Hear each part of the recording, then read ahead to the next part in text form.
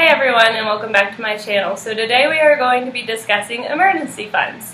Why you have an emergency fund, how big your emergency fund needs to be, how you figure that out, and all of that fun stuff.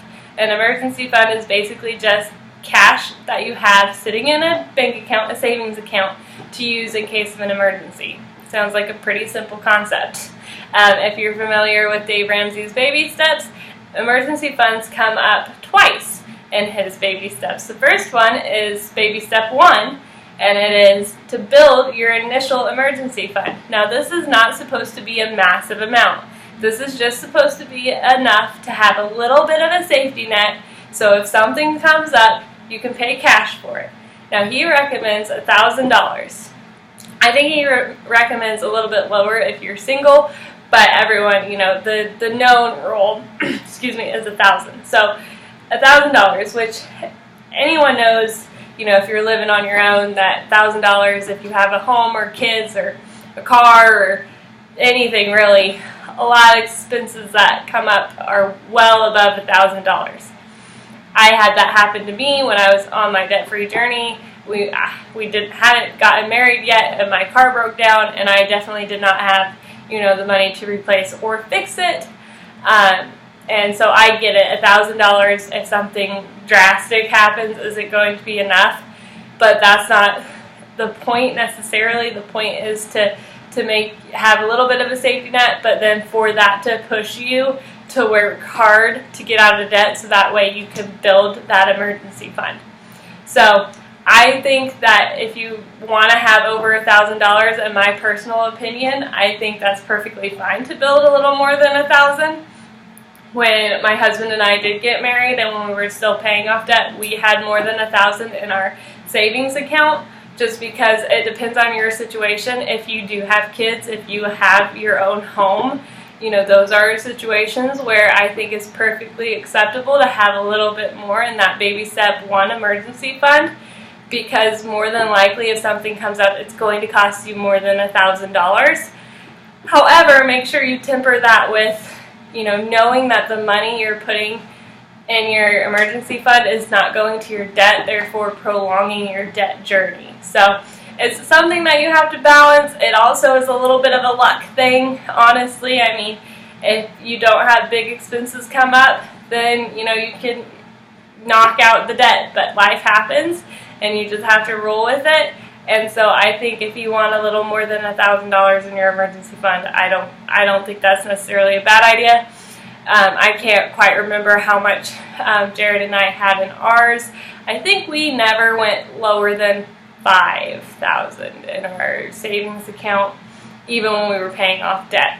So one of my tips I have for that, and this is not going to be Dave Ramsey approved, so let me just put that out there right now, is if you're not comfortable with having just $1,000 in your emergency fund when you're paying off debt, then I think what we did for a little bit when we were building was every month when we budgeted, the leftover that we had, we split it down the middle, and half went into our emergency fund and half went to debt. And you can do that. You can do half and half. You can do, the majority to debt and just a little bit extra to your emergency fund savings, just to kind of slowly build that $1,000. Get the $1,000 in there first, but then as you're making your debt payments, slowly grow that account to where you're comfortable with it. And then once you're comfortable with it, obviously stop and then continue putting everything towards debt, because you're going to come back to that. That's not, the $1,000 or however you decide how much is not going to be the last time you touch your emergency fund.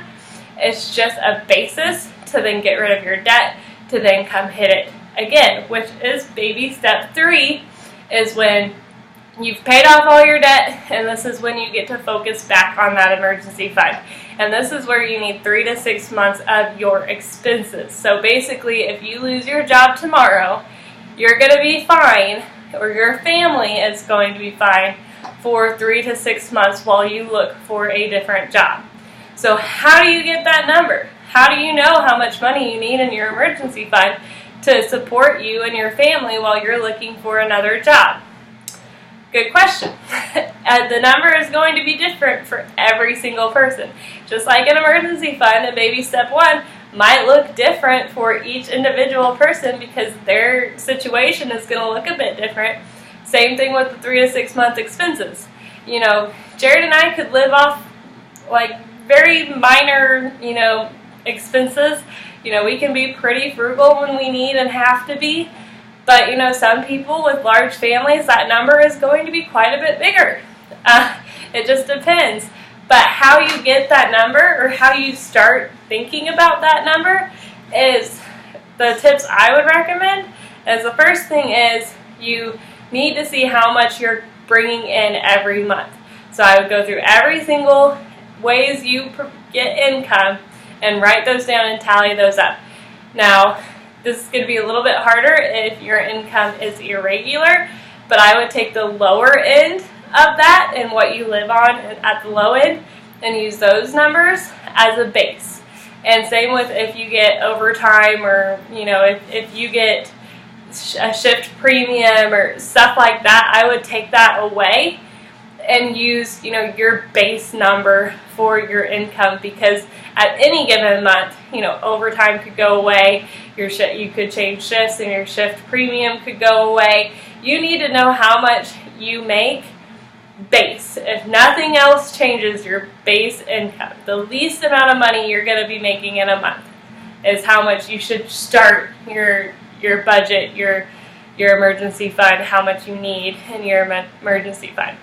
Then I would take your bank statements over the past couple months. I would hit like different times of the year, because different times of the year comes with different expenses. You might not spend as much in the summer because there's a lot of free outdoor activities that you enjoy. You spend more in the winter because of Christmas and, all that stuff is more expensive. So I would pick, certain like different months out of the year where your spending is going to vary a little bit, and I would write down exactly what you spent your money on. And obviously there's going to be those expenses that don't change, like your rent or mortgage. You should be completely debt-free, so you shouldn't have any car payments, you shouldn't have any student loans, you should be completely debt-free, you should only have your mortgage, if anything, and then your, gas, electric, all that stuff. So, and that's where, like, taking a couple months out of the year instead of just one helps, because it gives you that like variance of, you can average all those months and get a good idea of how much you might have to, because you never know when you're going to lose your job. You can't say like, okay, it's gonna, it'll happen in the summer, so I only need X amount for air conditioning. Well, what if you lose your job in the winter and you spend more to heat your house than you do cooling it? You don't know. So being prepared and taking all those months of expenses and averaging it out, you're more likely to hit a more accurate number. So you list out everything you spend your money on, include eating out, because if you lose your job and you're relying on your emergency fund, absolutely you can go bare bones, you cannot eat out, you cannot do things, but if you can have the opportunity to kind of give yourself a little cushion, especially while you're trying to find a new job, and life doesn't stop because you lose your job. Your kids are going to want to eat out, your wife might want you to take them out on a date, or your husband, or whoever.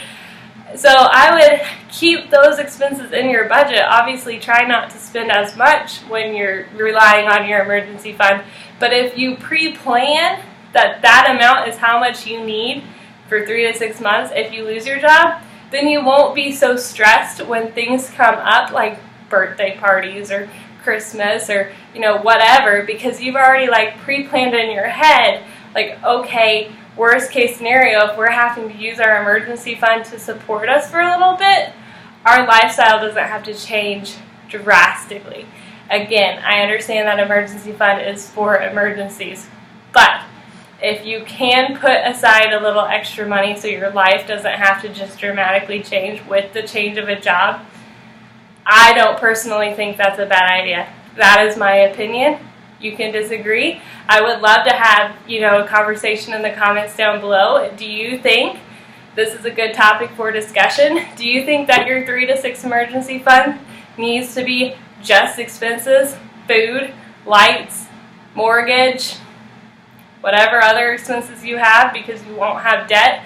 Or do you agree with me where you should include, eating out, clothes, birthday gifts, anything that you might need, and go ahead and adding that into your, how you get your number, because it's going to be an average of a couple months of those things happening. I would be curious to hear your thoughts. So really, your 3 to 6 months emergency fund, that number is going to be totally a number that is specific to you. My number is going to be different than yours because Jared and I are, like I've said before, no kids. We have a business, so we obviously want to keep more in our emergency fund in case something goes wrong with the business, but our expenses are relatively low. So we don't need as much in our emergency fund as in terms of life, other than like our business, than someone else who has a family of like 4 or 5. So that's my recommendations. That's my thoughts and feelings on the emergency fund. I'm very comfortable where Jared and I's emergency fund is at, and I'd be curious to hear yours down below. What do you think an emergency fund should look like? And I'm very curious, and I'm excited to hear all your thoughts. Thank you so much for watching this video. Please give it a thumbs up and subscribe for more financial related content on Wednesdays. I will be back with another video tomorrow. Bye.